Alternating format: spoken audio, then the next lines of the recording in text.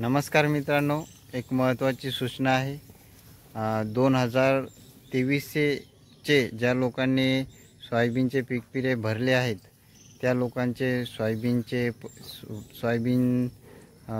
ला कमी भाव मिळाल्यामुळे त्या लोकांना आता सरकार पैसे देणार आहे, हेक्टरी 5-5 हजार रुपये।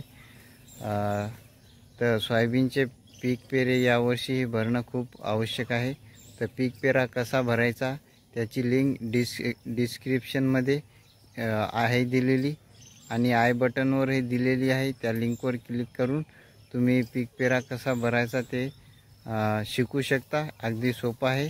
व्हिडिओ सर्व बघा आणि पीक पेरा कसा भरायचा माहीत करून घ्या।